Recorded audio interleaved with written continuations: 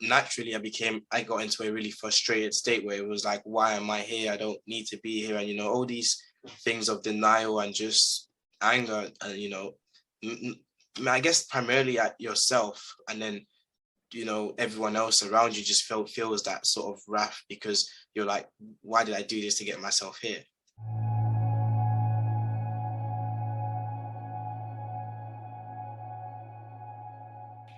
Hey, welcome back to Normalize the Conversation. Today I'm here with Antonio, mental health campaigner and speaker. Antonio, thank you so much for joining me today. How are you really? I'm good, just busy as one is when you're a campaigner and speaker. But yeah, other than that, I'm really well. And thank you for having me here. Of course, being busy is always good, especially when you're fighting for such an important cause. And I'm just so excited to have you here with me. And I really want to know what inspired you to start advocating and fighting for mental health? I think it's mainly due to the people around me, actually, the people who first got to hear my story and, said to me that there's something really powerful about my story. I remember when I first signed up to be a volunteer, it only came as actually something that I was told to do by my lecturers as, they would say, your degree is not enough. You need to get more experience outside of your degree so that you can find a job because, it's competitive. And so I just thought one day, you know what, let me just sign up to a mental health charity as a volunteer.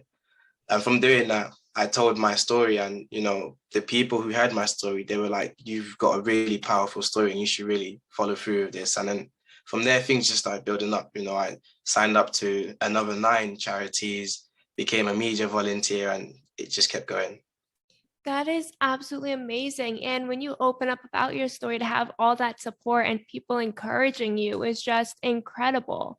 And you keep talking about this story. So would you mind sharing your mental health story with us? Yeah, sure. So I'm diagnosed with schizophrenia. And my mental health journey started when I was about 14, 15, I'd say. So I was in high school going through my exams and I was really stressed out at the time, because I had a lot of expectations, I guess, from family, peers, teachers, having been a very high achieving black boy in that year. And I guess I amplified that pressure because, I'd think black or white, if I don't live up to those expectations, it's all over. Or, I have to live. So there was no middle bit, there was no gray area. And from there, I started to get really stressed. I was suffering from pseudo seizures because of this stress. I was becoming really paranoid. I was hearing voices, which at the time I was very ignorant to and didn't understand that they were voices. Till we got to one point where after my exams, thankfully getting all my GCSEs, I still felt like there was this boulder on my back. I was carrying this weight that day by day was bringing me lower and lower. Like it wasn't like I was this macho man that everyone thinks every man should be. I was actually breaking down slowly and slowly. And then at one point, I think I just owned, like it was like I got too close to the ground and I said to myself, I can't take no more. And I felt like the only way I could get rid of this boulder was to attempt to take my life. And that day where I attempted to take my life is, I guess, where everything changed. I was put in section in hospital for 2 years. And yeah, I mean, a lot of stuff happened in those 2 years, um, both good and bad.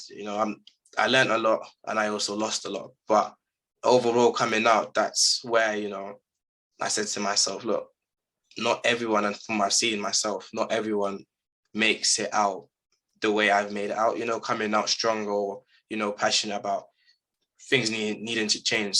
Sometimes you come out of that place physically, but you don't come out of it mentally. And yeah, I mean, from then on, knowing that I had overcome such a struggle and, that I was going back to education and following through with things that I once had a passion for, I said to myself, don't be selfish with your recovery. And by that, I mean, those who precede us need the opportunity to hear you so they know that they can also find hope or motivation in you. And yeah, I mean, from there, I just, you know, decided that I would tell my story with no shame and no blame because if it helps someone, what does it matter if someone else is judging me? That is so beautiful, Antonio. It is so hard when you feel so low and so alone. And in those moments, to realize that I don't want to be selfish with my recovery. I want to open up about it and share it and help someone else who is struggling. That is one of the strongest things anyone can do. I hope you realize how much strength comes within that. Thank you. Thank you. Of course. So now you're talking about living with schizophrenia, which is something that we don't talk about enough, especially in the mental health community. We tend to focus on depression and anxiety. So when it comes to schizophrenia, there's a lot of misinformation and a lot of lack of information and a lack of resources. So you mentioned a few symptoms that you were experiencing, such as seizures and hearing voices. What are some other common symptoms that you experience, and how did you recognize them? Because, like you said, when you were hearing voices, it took a while for you to realize that you were hearing voices. Right. Yes. I mean, I think, again, the fortunate thing about me is being quite insightful. I am quite that person that wants to learn more and, just keen to learn. When I would be asked, do you believe you have a mental illness? I'd be like, of course not. Like, what even is a mental illness? I'm just a normal young person, this is my personality. But then, like, you start to put reason and logic together, when I'm thinking people are watching me and talking about me, well, I'm asking, are they even looking at me? Do they even know me? What could they be talking about me? What could they be saying? And these are the ways I would challenge the voices that I was hearing. But sometimes challenging those voices, it came with a consequence, because those voices would then have a go at you, and they'd pick on your insecurities because, being a young Black boy, there were a lot of things that I was quite insecure about, that I felt like, if people ever knew, I'd be seen as a weak person and vulnerable, and people would take advantage of. And those exact words were what the voices would play on. You're going to be seen as a weak, vulnerable person that people take advantage of. But then again, when you're struggling with you're battling your mind every day, don't forget that you also have a heart, because I think my heart is what really powered me through a lot of those moments. When you're hearing, your voice telling you need to sort that person out, your heart tells you that's not right. Right. So you have to make the two work. And, when I'd be isolating myself, so some of the other symptoms as well, I'd be low in mood, I'd be isolating myself, not communicating with anyone. It's very easy for your thoughts to bounce off those four walls that you're around. But again, your heart will really power that, because, you start what I always noticed was, when I'm struggling, I'm more so struggling about how other people will feel about my struggle. And that's where I think my heart came into play. And I thought, you know what, if I can worry about what other people will feel like about my struggle, that clearly means they care about me, and there are people that love me and want to see me be better. And this is where I would say logic and reason really had to come into it. And also just the plain fact of wanting to learn about my diagnosis and mental health in general. And that's, I guess, where I got my passion to study psychology and neuroscience. All those together, I think sometimes it's about flipping the switch and just changing your perspective on things. A lot of your struggles are based on your perspective of it. Exactly, changing your perspective. And like you said, all these thoughts and voices telling you that you're going to be seen as weak and vulnerable, a lot of that comes from the stigma on mental health, because people who are struggling are perceived to be weak, vulnerable as weakness. And a lot of times they call us dangerous to ourselves, dangerous to others. And it's just heartbreaking. And that stigma really makes us not want to open up and not want to reach out. And what you said about your heart, and your heart keeping you going, and your heart helping you realize that people do care about you, is one of the most beautiful things I've ever heard, because it's so easy to feel lonely. It's so easy to feel like no one understands and no one cares. And to keep that in your heart the whole time is just absolutely incredible.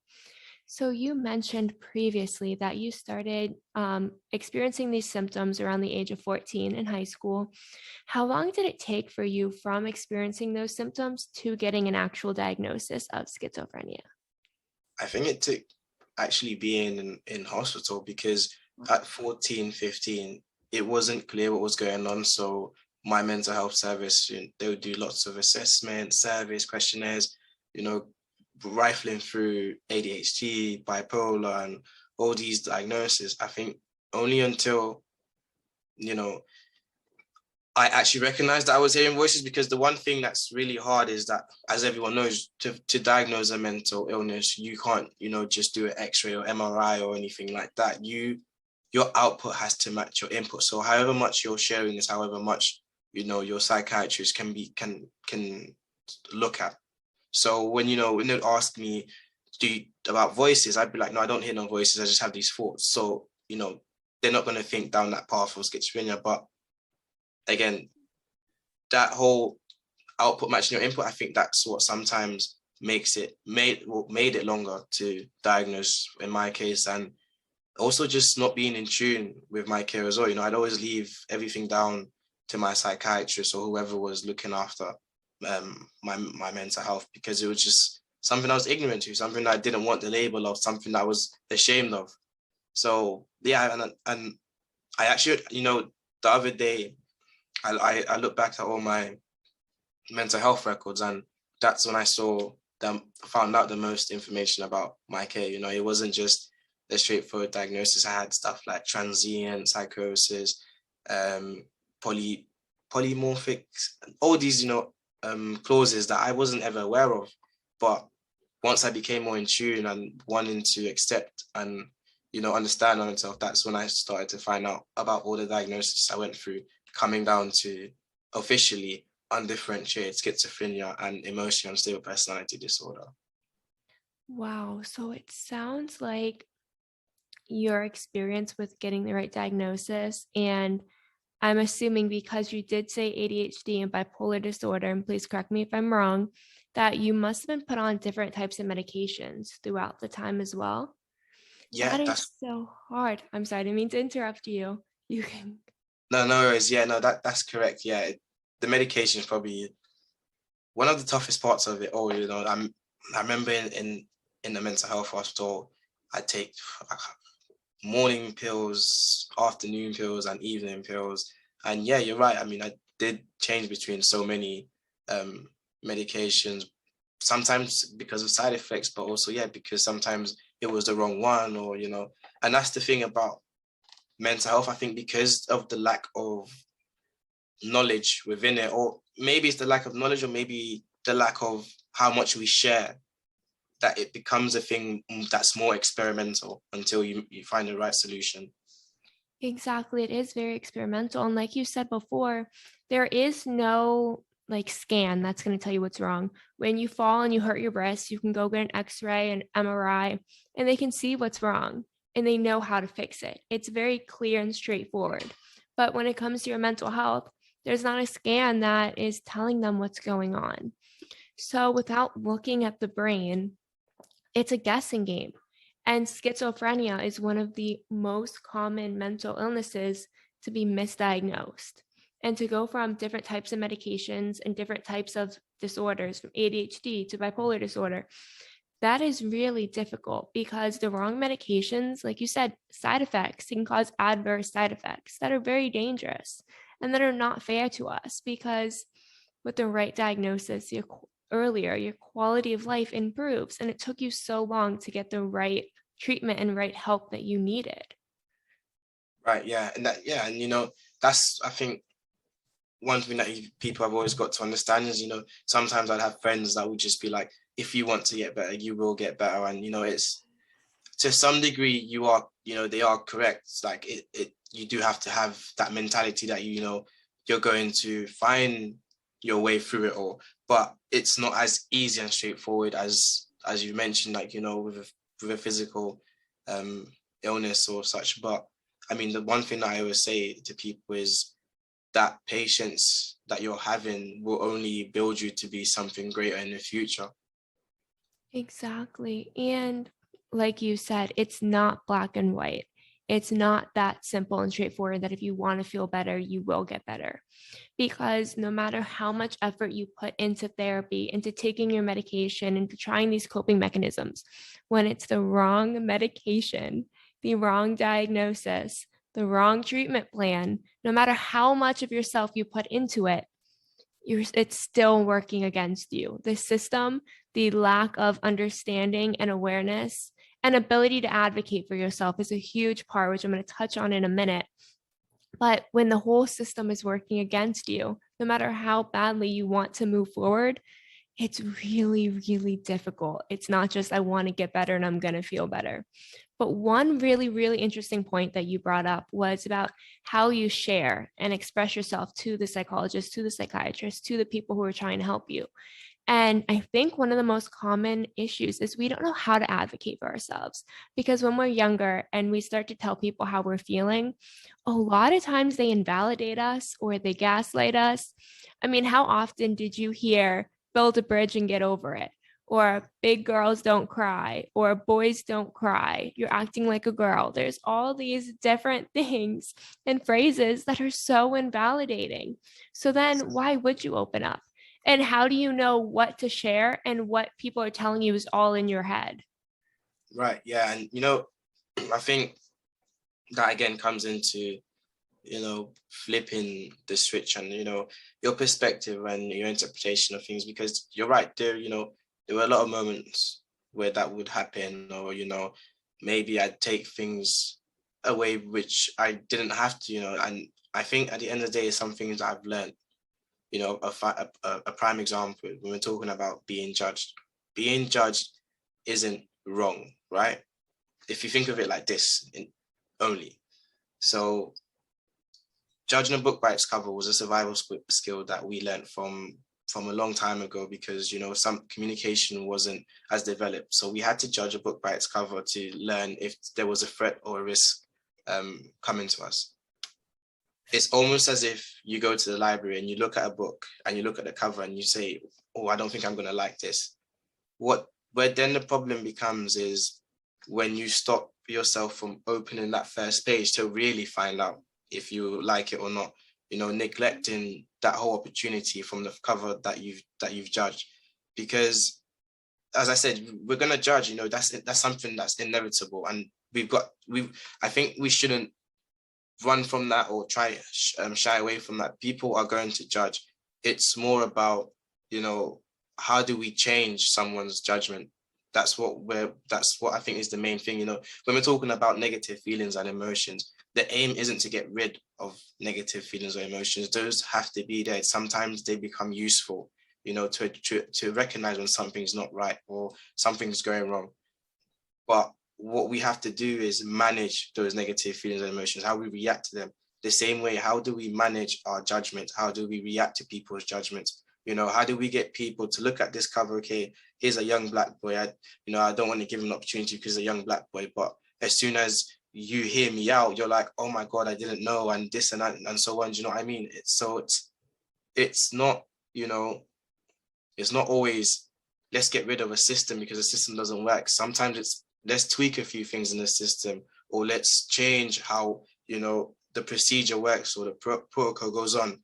I think that is the biggest thing for people. And I think that's where, again, as I was mentioning, it's how you interpret some things, it's when things happen, they shouldn't always be taken on board as such a negative way. When my friends left me behind in the hostel, not all of them left me behind purposely. A lot of them left me behind to show me, look, where you're struggling, if you don't, work on getting better, not just get better, but work on getting better, don't forget that we also have our own lives to continue with, and our lives can't be paused just for your life to carry on.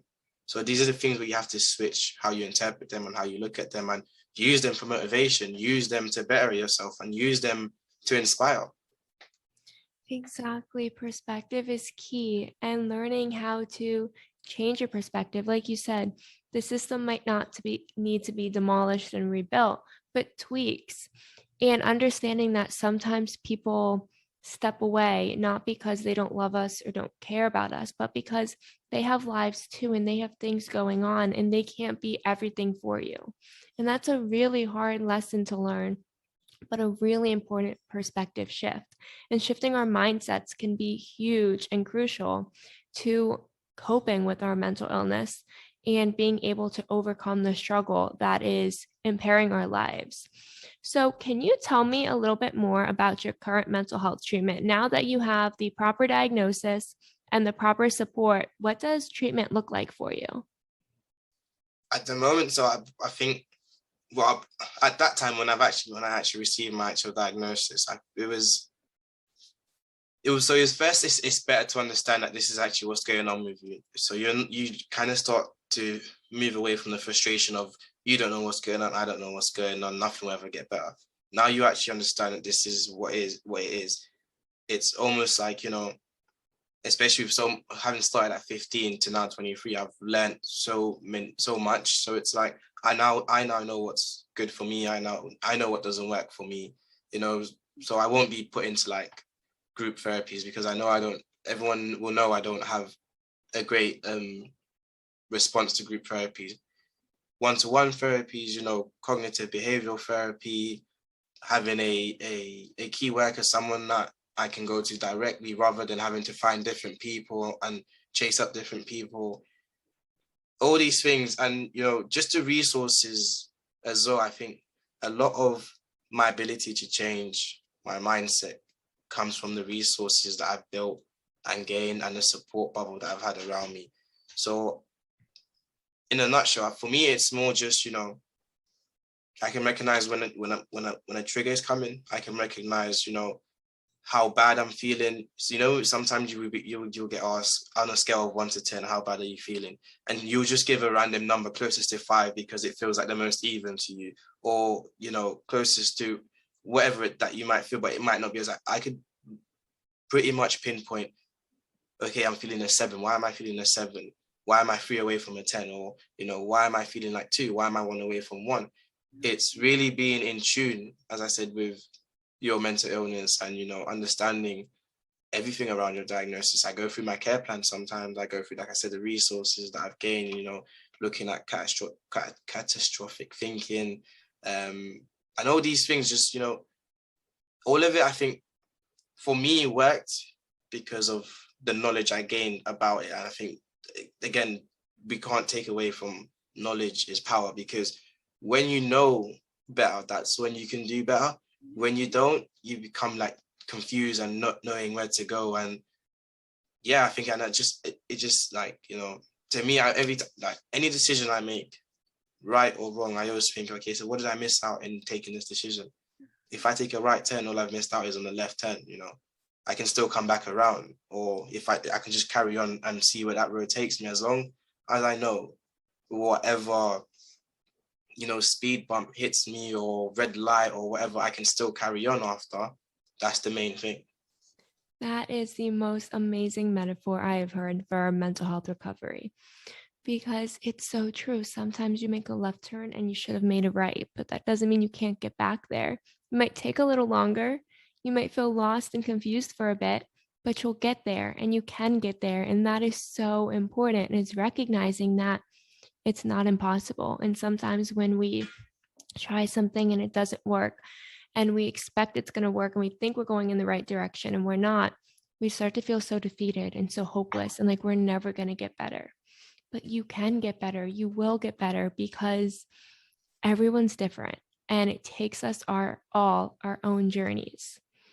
And just because one treatment option worked for you doesn't mean it's going to work for me. And just because it worked for me doesn't mean it's going to work for you. And that's so important as part of your recovery, is to know that you can't follow someone else. If you're following someone else down the road, you're only going on their journey, not on your own. So now you talked about being in the psychiatric system, in the psych ward, for 2 years. What was it like, and what did you wish you would have known before going in? Oh, you know what?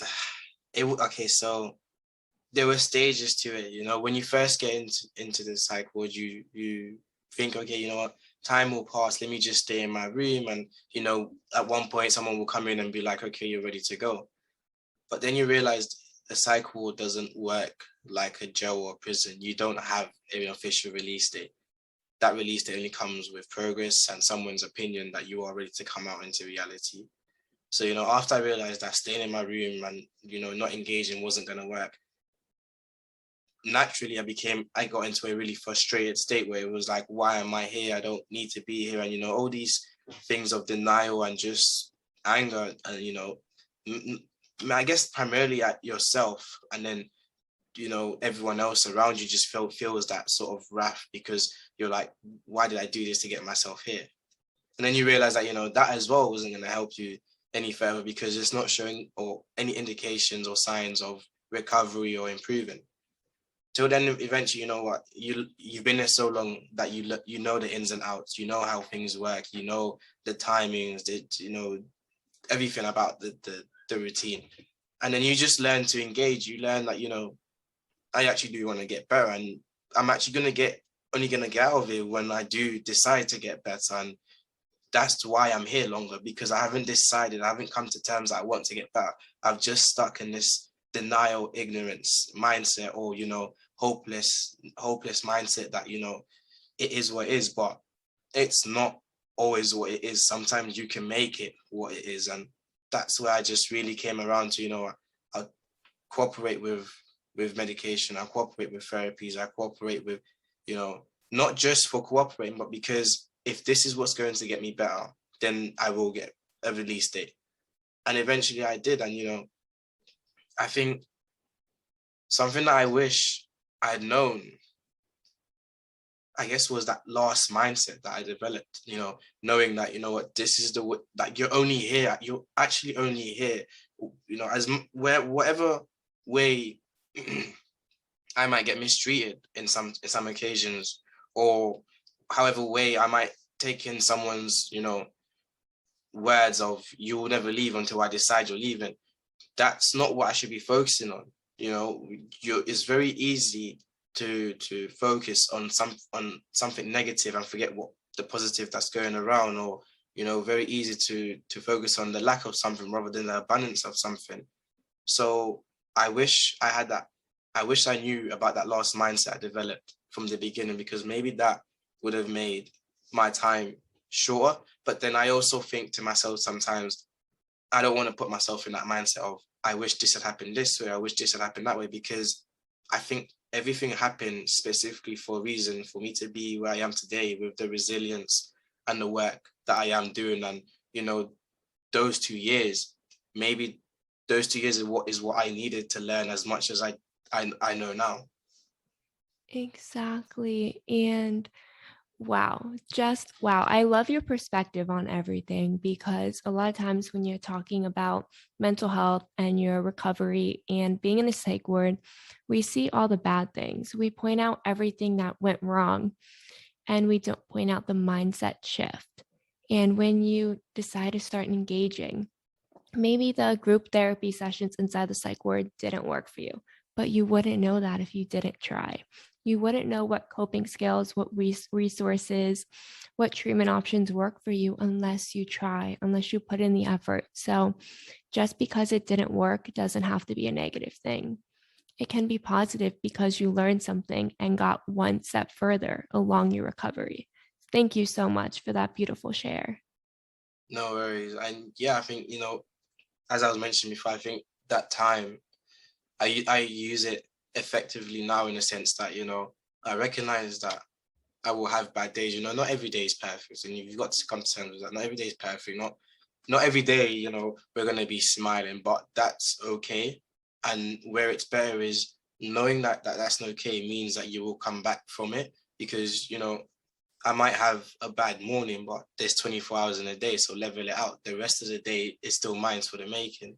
And, you know, that experience that I had is now my threshold, because with any bad hour that I have, a bad day, I know I'm not as bad enough that I need to go back there, which means I can get better. Exactly. And now I want to talk a little bit more about schizophrenia, because, like we said in the beginning, there's a lot of lack of information out there. And when we see the media portraying someone with schizophrenia, they tend to be this violent character. They're usually the villain. So there's a lot of misconceptions out there. What are some of the biggest misconceptions that you've seen, and how have they impacted you? I think the biggest one is what you said, you know, just that if you're schizophrenic, you're a threat, you're violent, you're dangerous, quite erratic, and all these things that come from the media and how the media have portrayed it. But as I said, so as someone with schizophrenia, a moment ago I was talking to you about how my heart got me through most of the moment. So it's it's hard enough knowing that I'm challenging myself, but then having to challenge other people's perspective of me as well just creates a big workload, and sometimes that's what adds on to wanting to give up, because it's like I'm already doing so much fighting my own challenges, and now you're adding on to it because you lack knowledge of what it actually means. And yeah, I mean, there's so minimal research that people with schizophrenia are actually violent and dangerous, and a threat. It's a lot of the times we are struggling trying to challenge those voices telling us to do something because we know we don't want to hurt no one else, that we end up hurting ourselves. So someone else's, I guess it's a difficult way to put it, but where our voices have wanted us to hurt someone else, we've ended up taking that on ourselves because we don't want to hurt no one else. So you know what, we'll hurt ourselves instead, because why should someone else suffer with what I'm suffering, if that makes sense? So I think that's the biggest misconception that really got to me. And I think that's also what's really humbled me down a lot. And, I've always understood that there's always two sides to a story, not just my side, but also if you want to step into someone's shoes, don't forget to come out of your own shoes first. Yes, that is very, very true. And this stigma, like you said, has created this lack of awareness, therefore a lack of education.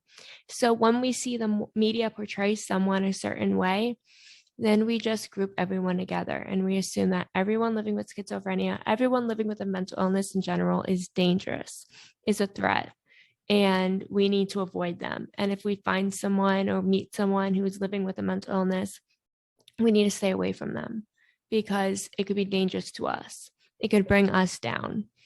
And that's not true.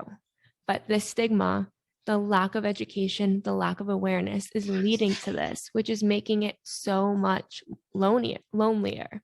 It's making it so much more difficult to get that support that you need. And emotional support is a huge part of recovery. Yeah, definitely emotional support, and as well emotional intelligence. I've definitely learned that, in situations where you want to react emotionally, take a step back, because acting on emotions has never been the best solution. Sometimes, like, simple things like, if a friend doesn't message you back, you start to get emotional, you might react emotionally, but don't forget that they also have a life to live. So, where they haven't messaged you back, maybe that's because, I'm us two sitting here right now, I've probably received like 6 missed calls, and my friends are probably going to think I'm ignoring them, but you forget that we have a life to live and activities that are going on in our lives. But if you constantly act emotionally, you'll never come to understand that. So it's about having that emotional intelligence as well. Exactly. That is so true. And recognizing that just because you like waved at somebody and they didn't wave back at you, they might not have seen you. Just because someone didn't answer your text right away doesn't mean they're ignoring you. They might have something else going on. And recognizing when somebody is genuinely not supporting you, who is invalidating you, who is gaslighting you, who is labeling you, those are people who don't want to support you. But just because it takes someone a little bit of time to get back to you, that doesn't mean they're not there for you and they're not supporting you. And recognizing the different types of support and what they mean is huge when it comes to recovery. Antonio, you have been absolutely incredible. Thank you so much for joining me today and for sharing your story. No worries, and thank you for having me. It's a really nice conversation.